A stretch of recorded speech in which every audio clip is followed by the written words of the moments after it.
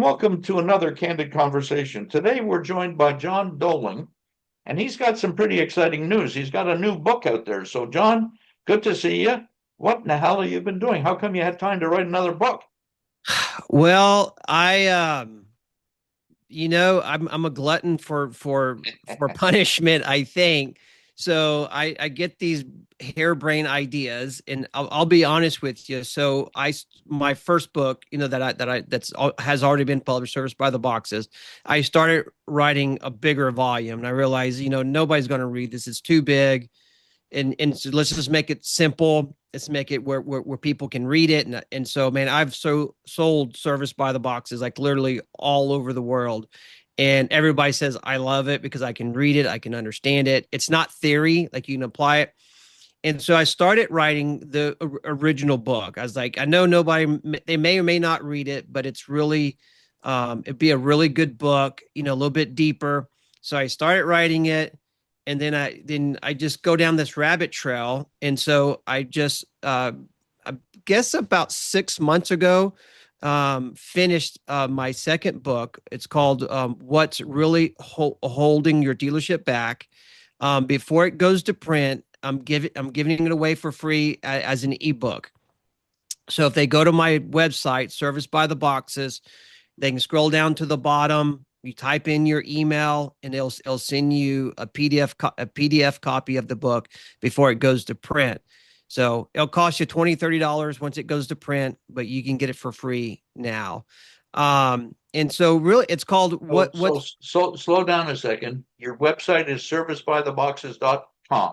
Yes, sir. Servicebytheboxes.com. And is there a place that it highlights that they can order an advanced copy? Yeah. If you just scroll down to the bottom, you can just say, I forget what it says, something about, download John's new book for free. And you type in your email address, and then it will like almost instantly email you the book. Okay, so servicebytheboxes.com, go down. John will send you the book. Okay. Yep. And Yep. I just want to make sure everybody knew how to get it. Yeah. And if you want to, I can send you a link that will take you to a page, and then you can send that out to people if you want. Do that, and we'll add that to this podcast. Okay, perfect. So, so you'll go to print. I don't know, probably before years in. So I started writing another book. So then it's like, I need to get this one through print. But then, you're creative once it's like this thought happens, like you just got to get it out. I don't do good keeping it all inside. So I got to get it out. And so writing another book, really developing the framework of managing and really leading a dealership. So trying to do. I'm so impressed that you do that. I've got 24 book subjects Yeah. that I'm supposed to write. Mm-hmm. And it's in a thing I call a series of things I learned in the dirt. Oh, nice. And they're about 120 pages each, subject specific. And I try to do exactly what you're doing. But somehow time gets in the way. Yeah. So congratulations. I mean, Yeah. and I agree with everybody that Service by the Boxes is wonderful. Anybody out there that hasn't bought it, buy it. Because it's a how-to book. It's a follow the bouncing ball. This is how you're supposed to do anything. Good work. Yeah. And good luck on the next one. Yeah. So the book that I had recently finished, I'm giving away ebook, is called What's Really Holding Your Dealership Back. And just like we've talked for years. And what I've realized is a lot of the owners, GMs, they man, they're great people, and they've got good people, but they just can't make money. And if they knew what was wrong with their dealership, they would probably adjust. They would probably fix it. And so I realized that like there's this invisible threat of they don't see it, they don't know it. And a lot of dealerships, like they're really busy, equipment is coming and going. The service department seems to be full. There seems to be a lot of customers at the parts counter. But this is almost a verbatim quote from a dealer that I worked with a couple of years ago. And he goes, John, he goes, at the end of the year, I looked down and I realized how little money I made. And I was like, I did all of that to make this. It's like I might as well just get a job at McDonald's or something. Like the stress. And he made this point that was an eye opening scenario for me.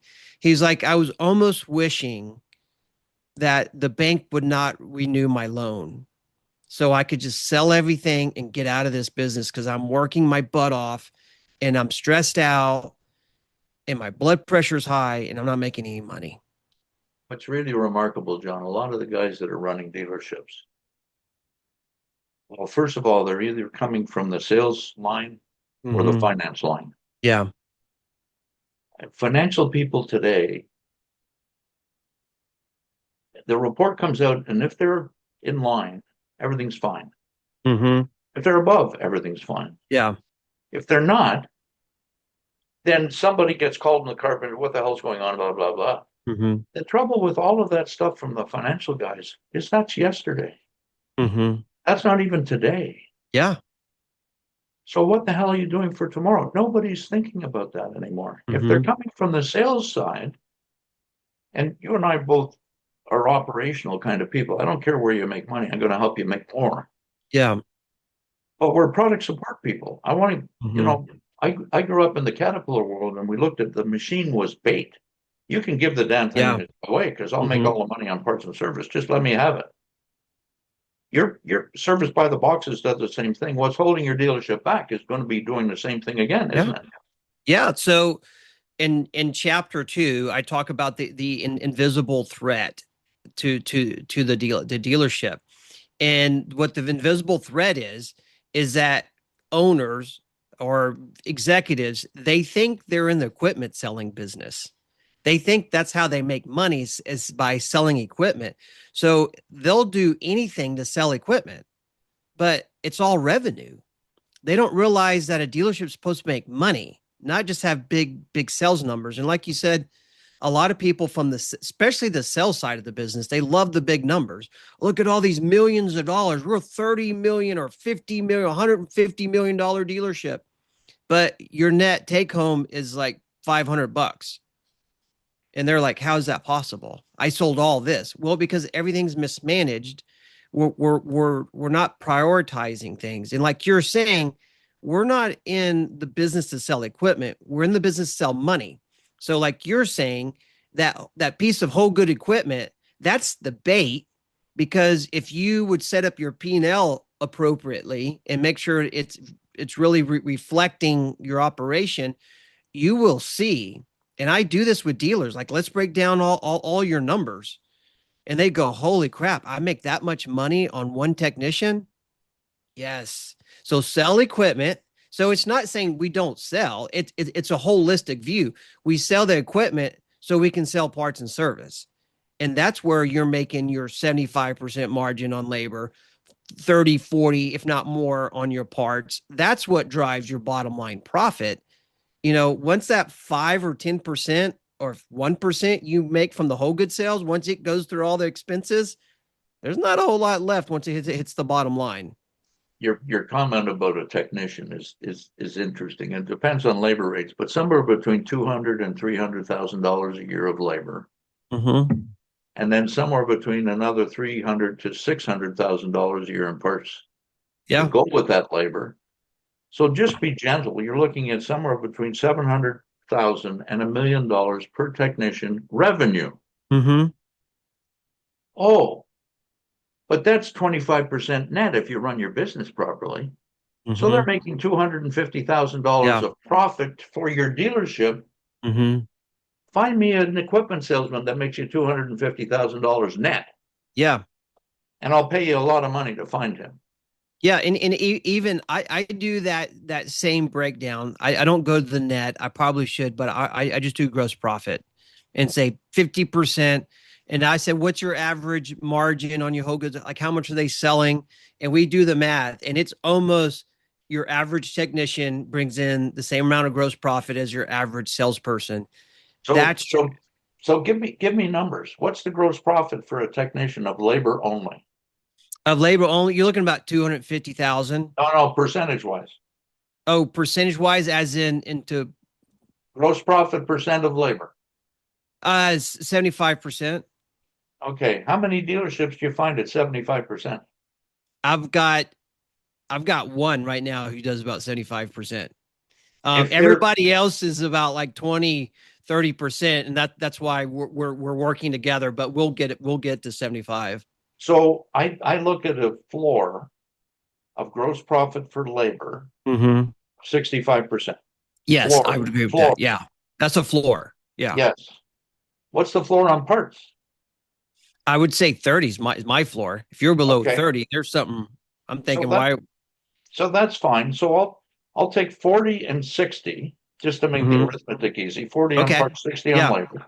Hmm. What's the ratio of parts to labor in dollars It's pretty for the close, 1 to service 1. department? Yeah, 1 to 1. Okay, my world is 2 to 1. Really? If Well, it's one yeah, to you're cat, so you're doing a lot bigger. no. No. If it's 1 to 1, they're replacing too damn many parts. Okay.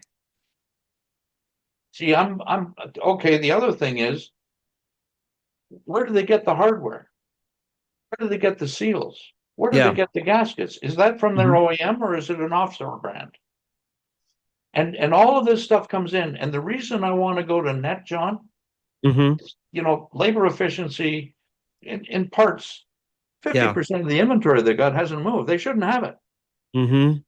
That's why gross is important. But I want to go to net because, hey, wait a second, boys. Yeah. If your expense to sales ratio in service is greater than 30%, you're not running the thing very well. Yeah. Yeah. In parts, if it's less than 10%, you're not running things very well. Hmm. And the other, we can go for this forever. So stay with the book. Yeah. So the real. People need to be given a holy shit moment. Yeah. Yeah. A smack the forehead moment. Yeah. So I tell people like you're in the book, and I don't want to give everything around the book, but your job is to make money, like profit and cash flow. And I like to tell people like the bank doesn't care about revenue. The bank cares about cash. Do you have any cash? That's an eye opener as executives, owners working with the bank, and they're like, well, I'm a $50 million dealership, and like, well, you don't have any cash, we're not going to loan you any money. And get them to realize like you've got to manage your money, you got to manage your thing. And I like what you're talking about because absorption has been developed like a way to judge parts and service, but it's really how well are you managing your business. Well, Is you.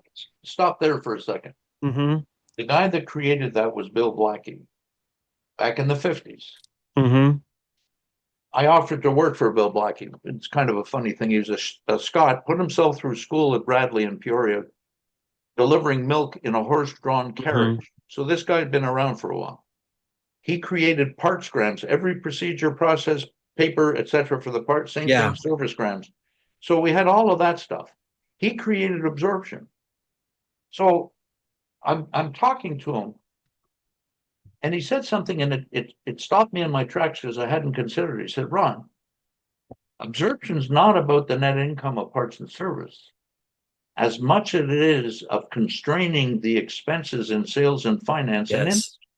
Yes. And most people don't look at constraining the equipment inventory. Mm-mm.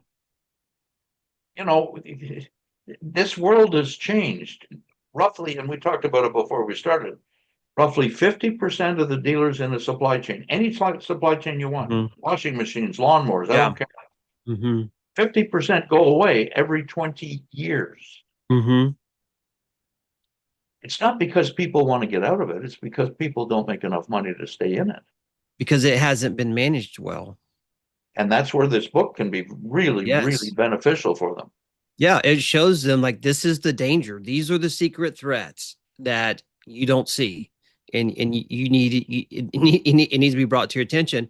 Another one is I call it firefighting leadership, and they don't know how to manage. And I'm not saying they're bad people. I'm not saying they're not have good intentions, but they just don't know what to do. They show up. A lot of times I'll see this in like a store manager has been promoted to a GM, then like a vice president of a region. I had a conversation with one not too long ago for a fairly large dealership. So I think he had like 10 or 15 locations. And I realized he has no idea what he's doing. And it's not that he was a bad guy. Like he was solving problems. Like he would fix problems. But the problem was he was fixing the problems. He wasn't coaching and training his people to fix problems.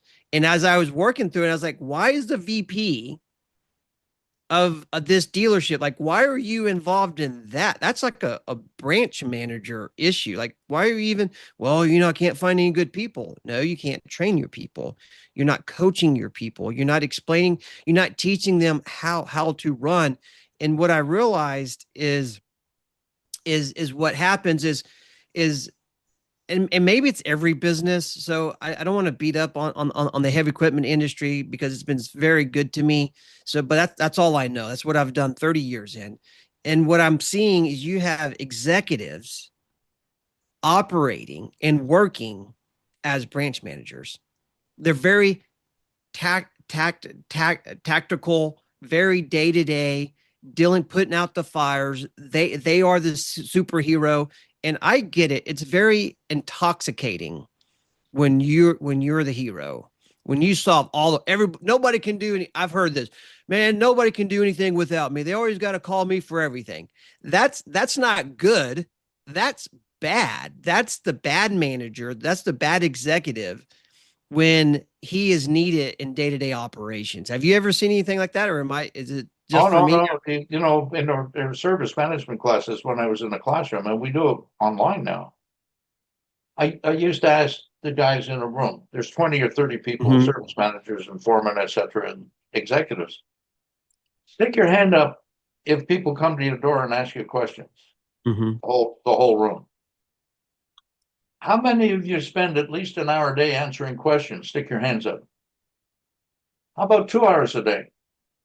Hands are still there. 3 hours a day. Maybe a third of them come down. 4 hours a day. They're still hands up. Yeah. I say, fellas, why do you let your employees park their brains at the door when they come to work? Yeah. So they say, well, I got to answer the question. I said, no, you don't. Well, what do you suggest we do? I say, okay, John, when somebody comes and asks you a question, the first thing you should say is, what do you think? And then after that's been going for a month or so and people have gotten used to it, the next time they come and ask a question, okay, what's the solution? And if you don't have one, go away and bring it back because I don't want to see it until you bring me your suggestion. Yeah. Okay, so let me get even nastier. None of that comment. Most of the people that are supervising other people don't know how to do a performance review. Nobody's trained them how to do that. More often than not, I had performance reviews. I asked my boss, he was a vice president of finance when I'm running data processing. When I was running parts and service, I always got, like every day I got a performance review by my boss. But I go into the VP finance, I say, I want an annual performance review. He said, did I give you more money? I said, yeah. He said, well, that's your performance review. Go away. So I left him. I went out west to another Caterpillar dealer. I went in and gave him my notice. I said, Herb, by the way, I'm leaving you. I'm giving you 2 months notice. He said, what do you mean you're leaving? I said, I'm giving you a performance review. I quit. And I walked out the door. And he followed me back to my office. He said, you can't go. You can't go. It's basic stuff, John. Very basic. How long were you in the military? 4 years active, 1 year in the reserves. So 5 years total. In that 5-year term, was there ever any doubt about what anybody's job function was? No. Was there ever any doubt about performance? Was there a consequence to bad behavior? No. Have you read my book? No. No, but I've been doing this for 60 years, for God's sake, Yeah. And I mean, so that's one thing I talk about is like, you've got to have standardized operating procedures. And Perfect. I mean, SOPs, it gets thrown around and they think, oh, it's just pretty document. But really what we're saying is you need to know, how are you going to run your business? And everybody needs to know what their job is. And so this is what's scary, is that owners don't want that. They want the freedom to do whatever they want to do, however they want to do it, and from whatever day the date it is that day, because their name is on the sign outside. It's my business, it's my company. I should be able to do what I want to do. And I tell them, you can do what you want to do. Just write it down and say, this is what you're going to do, because you have to have consistency. If you're going to have best in class customer service, best in class customer experience, and you want awesome employees, you got to have consistency. Nobody likes the ups and downs. If you go to McDonald's, Chick-fil-A, all those, they sell consistency. When I go to McDonald's, I know I'm gonna get that crappy quarter-pound cheeseburger that tastes the same crappy way at every crappy airport that I'm flying in and out of. When I'm literally going from one flight to the other, it's probably the only time that I eat McDonald's is I'm going in the airport. I got to grab some food because I'm catching my next flight. There's a McDonald's. I know exactly what that quarter pound is going to taste like. It's not good. I have heartburn. I pay for it because I'm getting older. But it's the consistency. Wait a second. This older crap. Don't even think about that. Yeah. But stay with that for a second, because that's a good metaphor for the equipment business too. Mm-hmm. What business is McDonald in? The process business. Nope. No. Well, Keep school going. me on it. The customer service. They're in the real estate business. Oh, they are. Yes. Yes, they are. That's a And great the point. only way that they're successful in the real estate business Mm-hmm. is if the franchise makes enough money to pay the rent. Yep. That's why they're in the process business. Mm-hmm. Ray Kroc, when he started it, it's remarkable, absolutely remarkable. But Yeah. we're in the equipment business. Mm-hmm. Shit, we're in the customer retention business. Yes. Yes. Yeah. Anytime a customer walks away from me, it's a failure, and we don't Mm-hmm. measure defection. Yep. Ridiculous. Yeah. So I'm literally looking at like the manuscript of my book, and number 5 of, what did I call this? Number 5 invisible threats to your dealership: unapplied hours, firefighting leadership, technician burnout, lack of SOPs. Number 5, customer churn. We don't realize the lifetime value of a customer. That machine that's out there for 20 years, we don't realize how much parts and service business we're going to keep. And key account management is so key. The dealerships, they'll run after every new customer and they give away the machine, but they're never developing that relationship. They're always excited about the new customer, the new vendor, the new whatever. Like, let's make them a really good deal. We'll sell these machines. We'll get all their business. But as soon as they sell that first machine, the salesman and everybody else is off to the next one. And they never build a relationship and trust with their current clientele. And that's what those customers want. The end user want, like, I just want a relationship. I just want a partner. When my machine goes down and I'm trying to get a job completed, I need somebody that's going to come to me with solutions. So when I work with my dealers, I tell them, we are the solution provider. We don't sell parts. We don't sell service, rental, whole goods equipment. We are the solution provider. So you need to ask a lot of good open-ended questions, find out exactly what their problem is, and then we can say, I'll sell you something, rent you, whatever the best solution at that point is. Okay, so stop there for a second, because you mentioned something to me that's really important. Open-ended questions. Mm-hmm. People don't know how to ask questions. People do not know how to listen. Mm-hmm. People don't know what the customer's buying and wanting needs are, because we don't ask. Yeah. In the 80s, Harvard Business School wrote a book on the service profit chain that dealt with 4 elements: employee loyalty, best practices, process, customer loyalty, and then profit and loss. Yeah. The biggest driver of profit in a business, any business, not just us, any business, is customer retention. If you can improve Harvard's numbers, not mine, if you can improve your customer retention by 5 percentage points, it's hard to do, but if it's only 5 points, you're going to increase your profitability by 45%, your net profit by 45%. There's nothing else that does that. But you go out and ask 100 dealers what their customer defection rate is for parts or for service or for rental or for equipment, they won't know the answer. Yeah. Drives me nuts. Yeah. They don't. So you're totally agree. It costs you more money to get a new customer. You read any book, any business book, that's going to tell you you need to take full advantage of your customer. It goes back down to the 80-20 rule. 80% of our revenue comes from 20% of our customers. Take care of those 20% of your top customers. And honestly, truthfully, those 20% of your customers would probably pay you another 10, 20, 30, 40% more just for the exclusive service that they get. It's funny, the buying patterns, buying habits.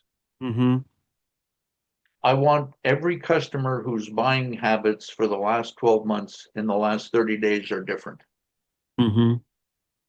Sometimes it's a family issue, sometimes it's health, sometimes it's money, whatever it is. And then the second, and I'll call them up. Is everything okay? What's going on? Well, I notice you're not buying as much. Is there something I can help you with? Customer calls up, they got a complaint.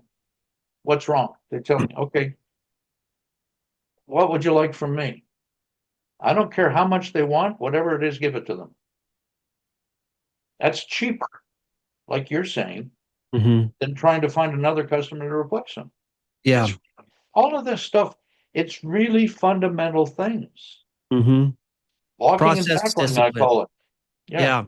I call it process discipline. You got to know what you're doing, how you're going to do it, and you got to stick to it. I had a good day today. I went out and I helped John and I fixed George, and Mary had a problem. That was a good day. Any job I've ever had in my life, and I'm weird, so don't have people follow my thinking, but I tried to work myself out of a job. And every single time I did that, all of a sudden the company found something else to keep me busy. Yeah. I actually went to my boss once, John. I'm running parts and service. I went to the vice president of parts and service. He was a son-in-law. His name was Tom Sanderson. This is years ago, and I'm sure he's passed, so I'm safe to say this. I said, Tom, I don't have enough work to do. So what I'd like to do is give me more work, or I'm going to leave every day at noon. So a week went by, nothing happened. Second week went by. Monday, I went home at noon. Tuesday, I went home at noon. Yeah. Wednesday, I got a phone call. You're leaving at noon. I told you I was going to. I told you to get me more work. I haven't got anything. What do you want me to do? Sit here and read a book from 12 o'clock to 6 o'clock at night? He said, I'll find you more work. Believe it or not, I went back and did it a second time. He said, get out of here. I think it's the same. Yeah. Yeah. What's the old rule of thumb? If you want something done, ask a busy person. Yes. Yeah. And you talk about like people don't know what to do, and that's part of having your processes. And so because they don't know what to do, and so if they're training themselves, and so this kind of leads me to culture, right? And so I'm a big culture guy. It is culture. It is culture. And I'm not talking about the warm and fuzzy, the HR person hires somebody and I'm going to fall backwards and you're going to catch me, stuff like that. I'm not talking about that. I'm talking about real culture. And so I wrote this somewhere along the way. What we celebrate and what we tolerate as leaders, that creates culture. That's what creates culture. And what happens is, the salesman who is slimy and unethical sells a piece of equipment they've been trying to sell for the last 3 years because you shouldn't have ordered that piece of equipment from the get-go. he gets the high five, the whatever. So whatever you get high fives for, that tells your employees that's what I need to focus on. And so I see a lot of leaders will start celebrating things that they shouldn't celebrate. And then they tolerate a lot of things that they should, because they don't like confrontation. They don't like accountability. And so I'll put it this way. Just like a parent, if you love your children, you will discipline your children. You will, i.e., hold them accountable. So accountability, one of the things, another hidden threat to a dealership, there is no accountability. And basically the leader, the owner, the VP, whoever doesn't care or love their employees enough to hold them accountable. And so the employee doesn't know what to do. And they're like, well, I do this activity and I get a high five. I continue to do these activities, even though it doesn't feel right. I don't think it's my job, but they don't say anything, you know? And so they're thinking, well, that's okay. I do this, I get high fives, I behave like this, nobody says anything. And that builds culture.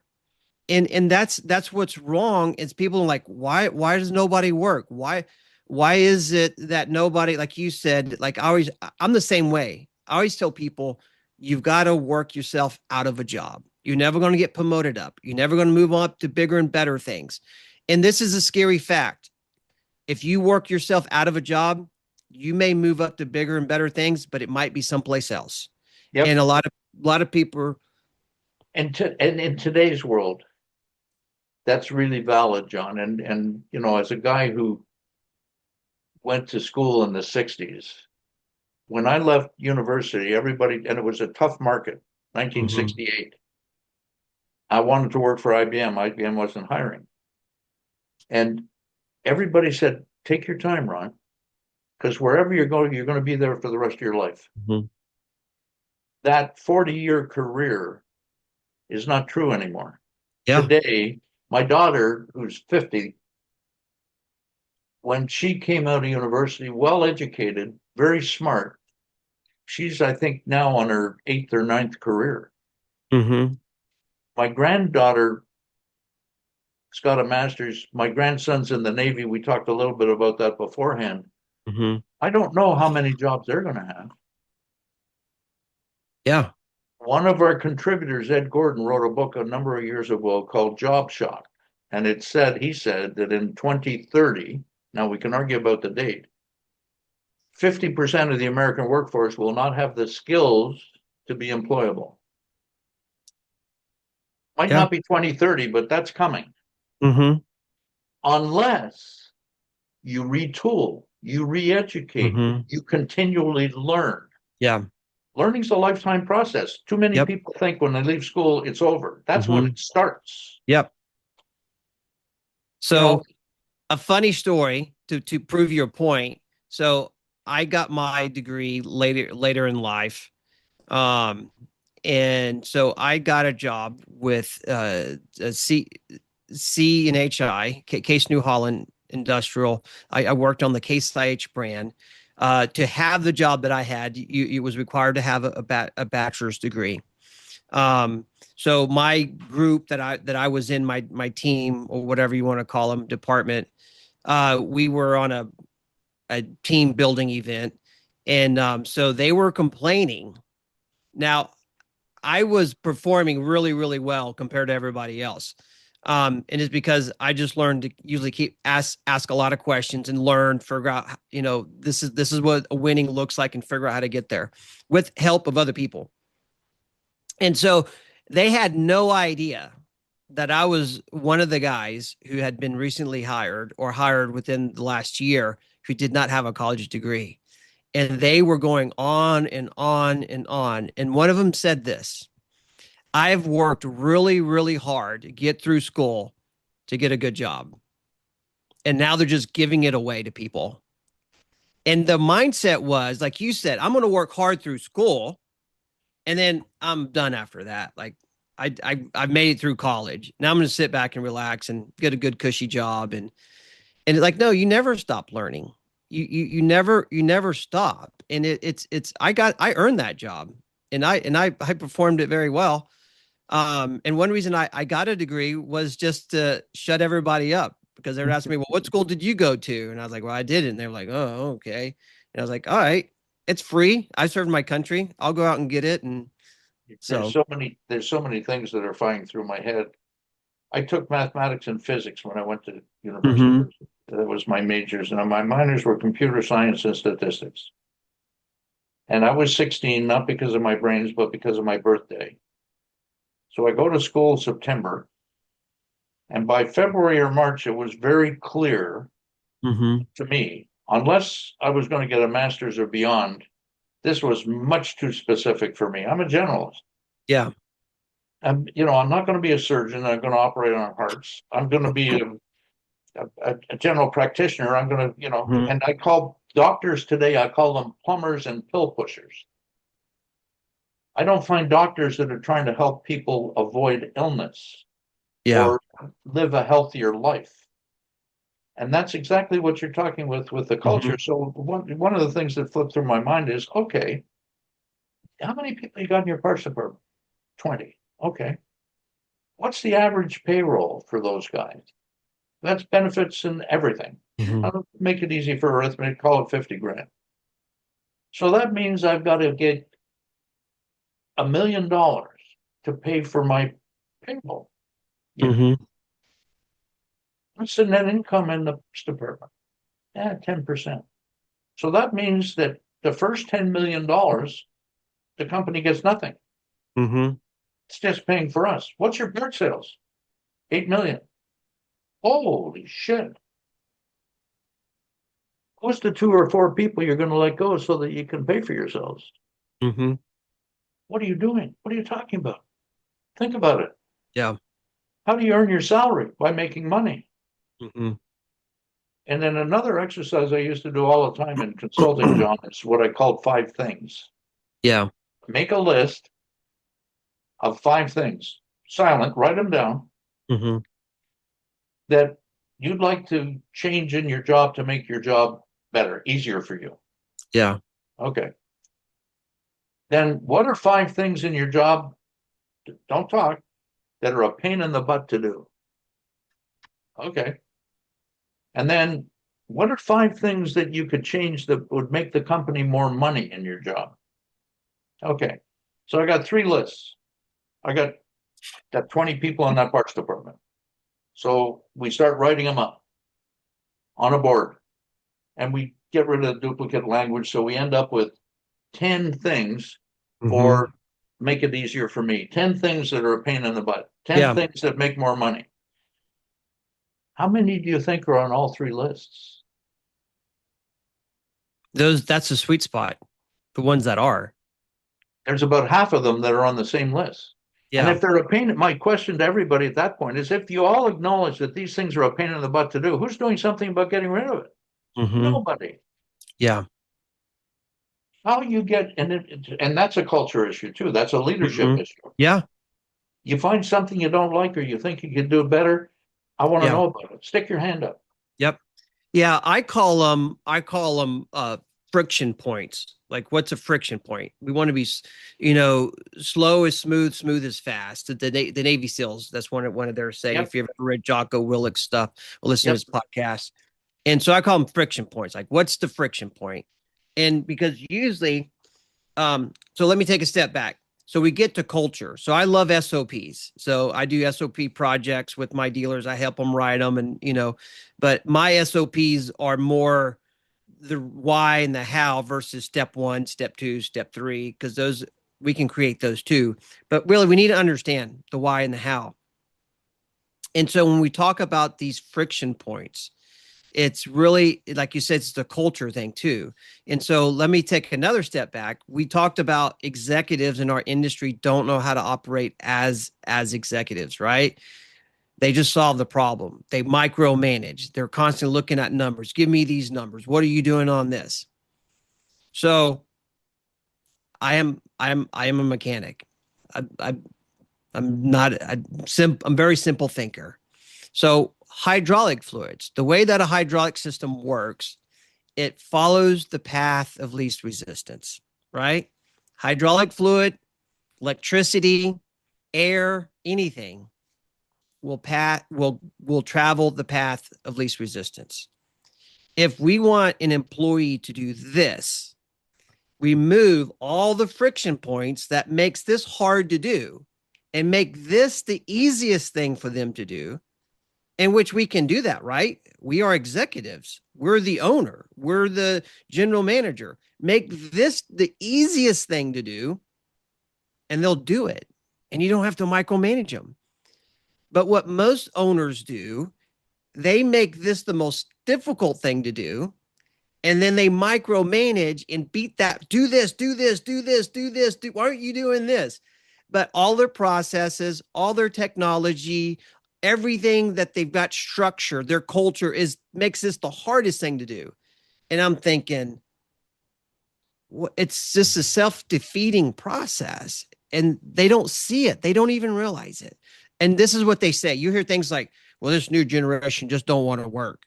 You got to tell them how to do everything. Like any dumb thing you can think of to say. It's like, just make it easy for them to do it.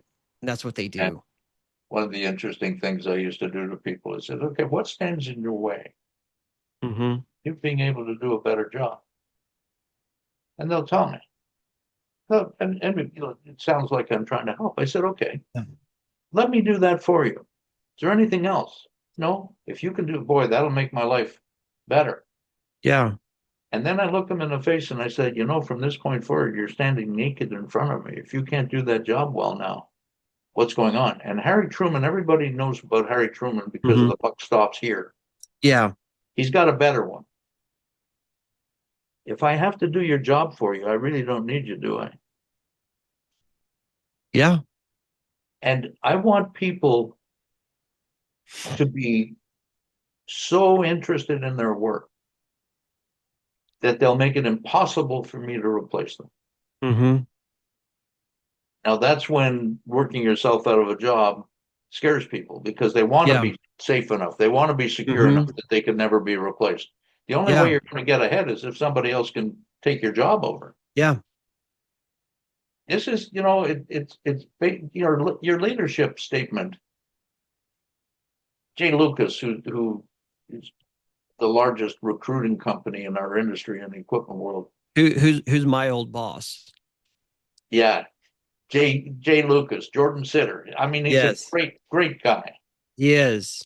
And, we talk back and forth and I say, well, why don't we do something write me something and we'll put it up as a class, we'll put it up as a lecture, whatever, on performance reviews, how to do it.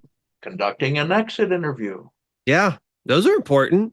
Oh, hell yes. Process discipline. You don't leave until we do this. If you want your final paycheck, we're going to do this review.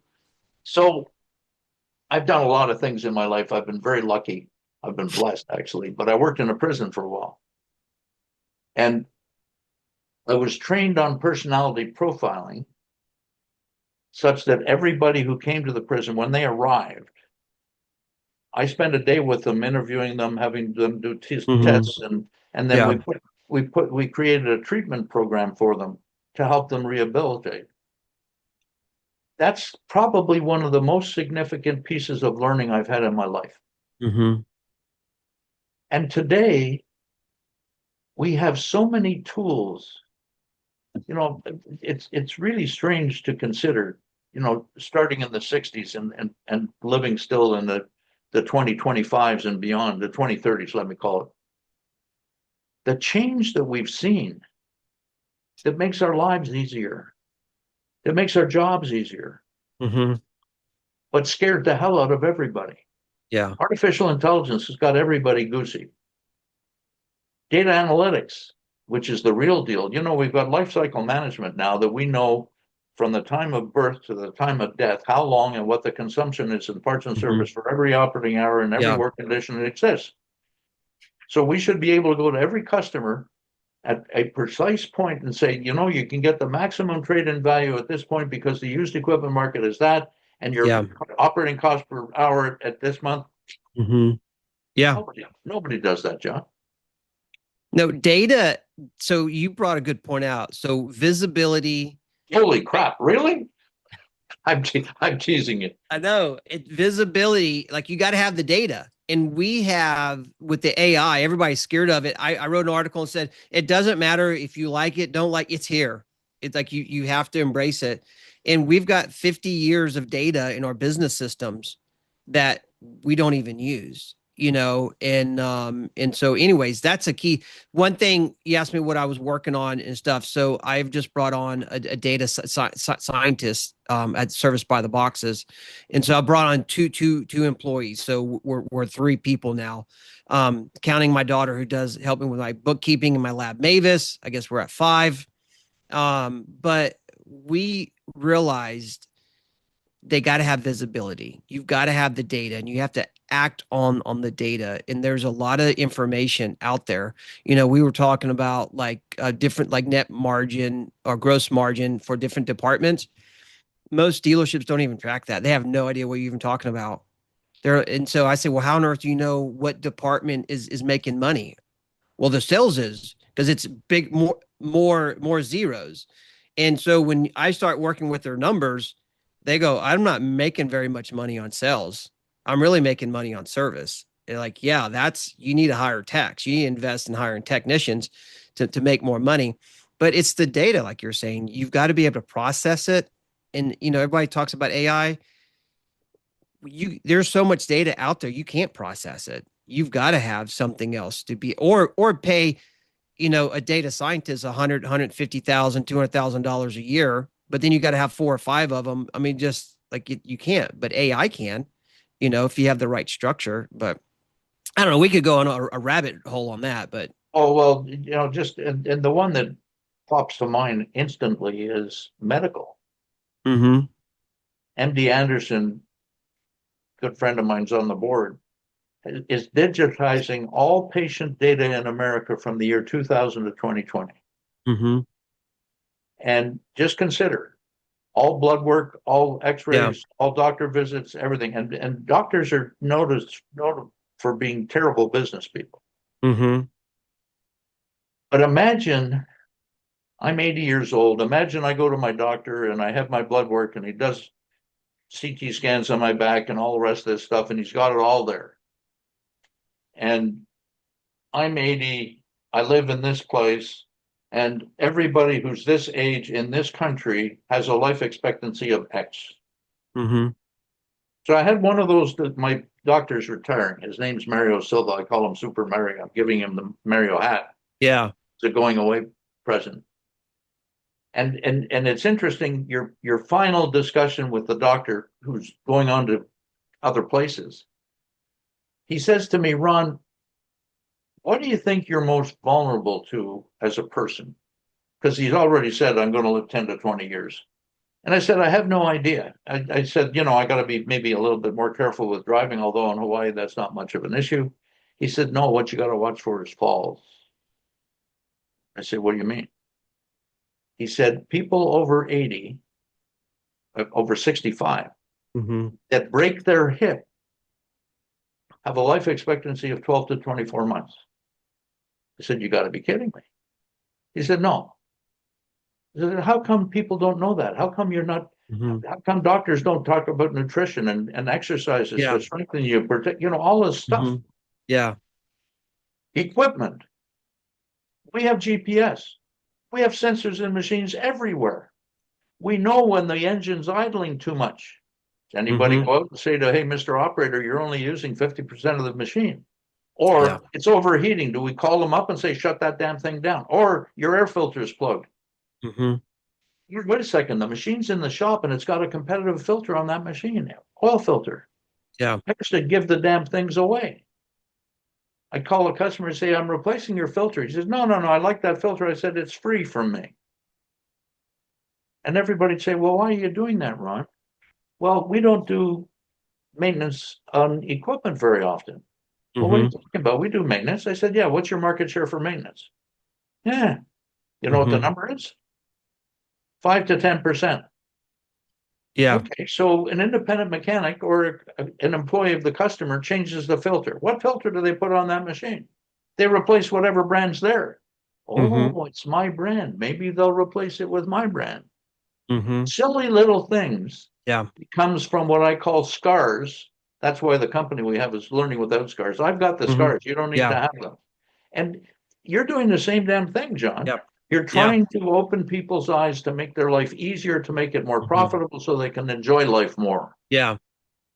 Yeah, You know, so funny you bring that up is so I was, Jay started a podcast, and so I was on his podcast. heavy Not hitters or something, right? Yeah, heavy hitters. Yes, heavy hitters. It's pretty good. Well, at least the episode that I was on, I thought it was pretty good. But just joking there. But I was It's talking okay. about it. It's okay. I was smiling. I was talking to one part of it. I just did a short on my YouTube channel or someplace about this one section. It's like my book, Service by the Boxes. Like I remember at one point I cried out to God, like, God, why does everything have to fail? Like everything that could possibly go wrong has gone, will go wrong with me at this service department. And I'm trying to do everything right and everything's going wrong. But I tell people I've been through hell and back. Like I've got the scars. I've learned the hard way. My book, Service by the Boxes, my new book, What's Really Holding Your Dealership Back, is based off of 30 years of things that I've seen happen. And you don't have to get, like you're saying, with learning without scars. You don't have to learn by scars. Like there's been people who have gone before you that's experienced. Like just learn from our mistakes, learn from our success. And that's why I tell people, I'm just trying to help you. And people ask me, what, John, what do you do? And I said, I help dealerships make millions of dollars. I used to, I always have this crazy statement. And I'm like, that's what I do. I help dealership make millions of dollars. You pay me a little bit and I ensure you make a lot of money, and you're going to make a lot of money. And it's, you don't have to make it so hard on yourself. It was really funny. I was brought into the States to run a software company called EBS. And it was a company owned by Clint Murkison, who's one of the Mm-hmm. wealthiest men in the country. His father found the West Texas oil field, middle of Odessa, where George Bush is famous for making his money. And he got a master's out of MIT in mathematics. And when I met him, he had a disease. He was not able to communicate orally. He had to write things down. It was a Mm. shame because the man's smart like hell. And I was hired, quite frankly, to sell the company, package it such that it could be sold, because it was transitioning from a service bureau to an online system, and Yeah. their head couldn't get around that fact. Well, we started succeeding. So they were in Dallas. I was in Denver. So I go down to Dallas, and I said, you might want to keep this. Why? Well, we're selling 10 to 20 systems a month. And you didn't used to sell 10 a year, because nobody wanted to sell it, because it was a cash cow with Service Bureau. Their Yeah. monthly, all of that stuff. It's the same thing with rental equipment. Mm-hmm. It's the same thing with, why don't we sell a machine by the operating hour? Instead of charging $500,000, why don't I charge you $642 an operating hour? And I'll bill you every Mm-hmm. month based on what the hour meter is. Yeah. Well, you can't do that. Well, you got to have money. So your manufacturer is concerned about keeping the production line running. And they know that next year the forecast is going to be for things to be down. So you know what they're going to do to their dealers? They're going to go out and say, John, I need you to give me an order, and I'll give you terms to next June. Yep. And that's fine. Their problem solved. Mm-hmm. Your problem's about to hit you between the eyes, because in June you Yeah. got to come up with the cash. Mm-hmm. There's so many things that if people just think, look over the wall, get Yeah. out of your comfort zone, Mm-hmm. and people don't do it. No, it's, I tell people complain about everything, right? I go from New York to Florida to the West Coast, South Texas, everywhere, right?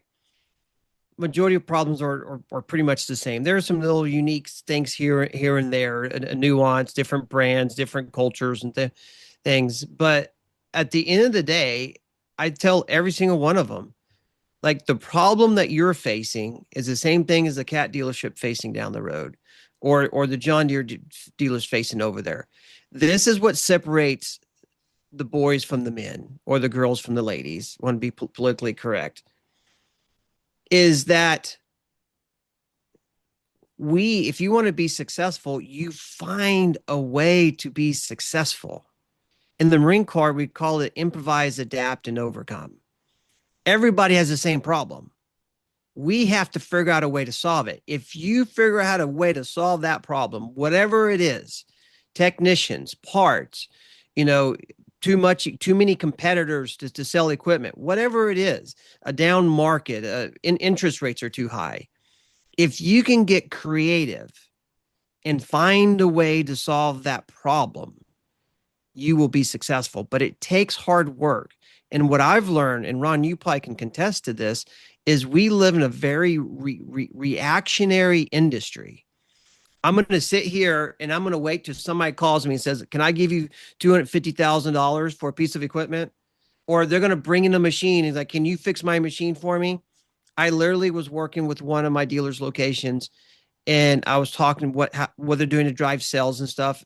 And one of their service writers told me this, dead, like, almost quote, we have really good customers. We don't have to call them. They just bring us work. And that's why you're the worst performing location in the whole dealership. I didn't tell them that. I go, that's interesting. And they don't.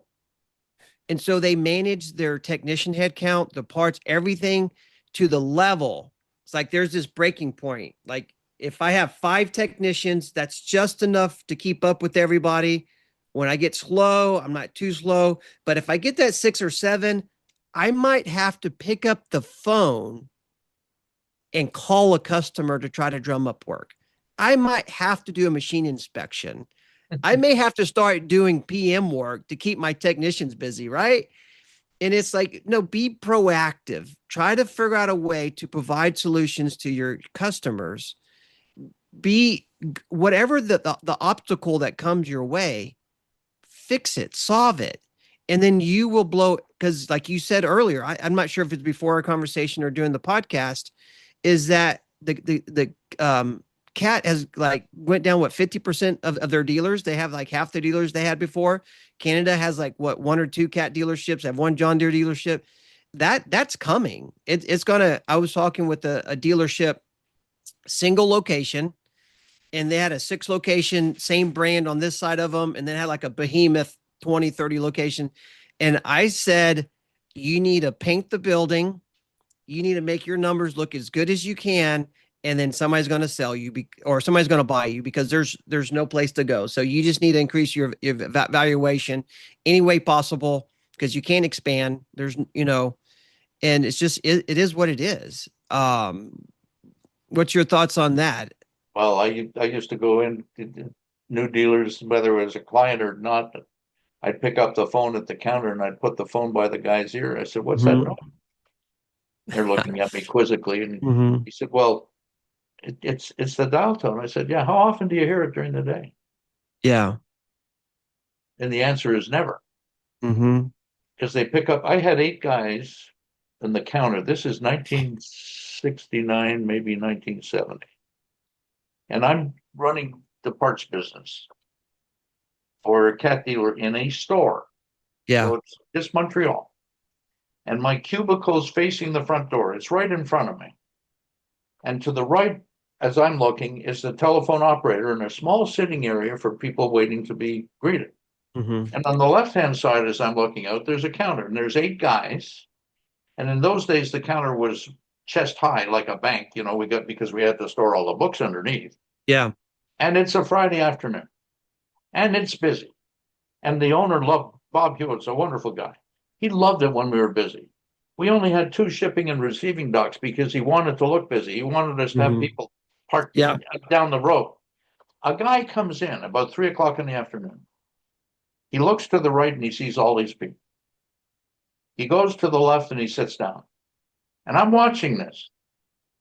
He picks up the phone, dials a number. I can hear the operator's phone ring and her answer it. And then it's transferred to the parts department. And I watch, and there's a customer, a counter guy is serving a customer. He says, "Excuse me, sir, I have to get that phone." He leaves the customer, which was very common. Yeah. Takes down the order and all the rest. He goes back and forth with the customer who's standing over there. At the end of the order, the salesman says, "Okay, is that everything?" "Yes, it is."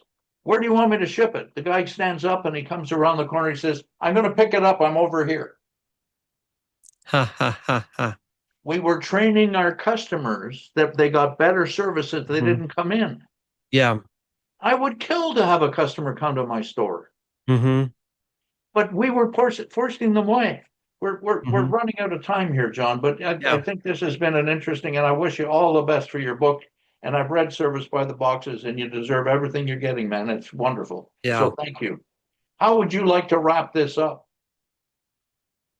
I would wrap it up. One of my final chapters in the book, what's really holding your dealership back. Like I said, I'm giving it away before it goes to print. Just go to Service by the Boxes. And I'll send you a link, Ron, that's will go straight to a landing page so they can just click on it. It goes right to it. Perfect. Is I call it the cost of doing nothing, of just kicking the can down the road. Like you know there's a problem. You know that something doesn't feel right. Like you're busy, but the numbers don't add up. The CPA is like, hey, something's not right. You don't know what it is. Don't do nothing. Give me a call. I mean, I'll talk. Anybody who's ever talked to me, met me at a conference, listened to when I went to one of my speaking sessions, I'll talk to you all day. Like how much time did we just talk? My daddy always says, "John, you have the gift of gab." So if you don't know what to do, but you're like, I want to be best in class. I don't want to be a mediocre dealership that gets bought out. I want to have a multi-generational company. I want to build something that I can be proud of. Like if you want to do something different, something great, something big, call me. We'll have a conversation. We'll talk for an hour, 2 hours. I don't care. And if something works out of it, great. If we just exchange some great ideas and I get some good information to write a new article, blog on, great, right? It's a win-win. But I really am here to help. And you can reach out to any of my dealers. And my book, what's really holding your dealership back. I got a whole section of people that I've worked with that will tell you. You can call them, you can find them on LinkedIn or whatever. I'm a straight shooter. I'm a little blunt. I may hurt your feelings a little bit, but that's my job. And if I can help you, let's work together. Let's just build something great together. Like let's make millions and millions of dollars together. Or the cost of doing nothing is you're just going to slowly erode away. And one day there's going to hang up a for sale sign and everybody's going to say, what happened to that dealership? So it's your call. Don't do nothing. Do something. Decide to be a leader and lead your company to greatness. Thank you very much, John. I've enjoyed this. And those of you out there, I hope you've enjoyed it as well. There's an awful lot for you to consider here. And I hope you enjoyed this candid conversation with John. And I look forward to having you with another one in the very near future. Mahalo.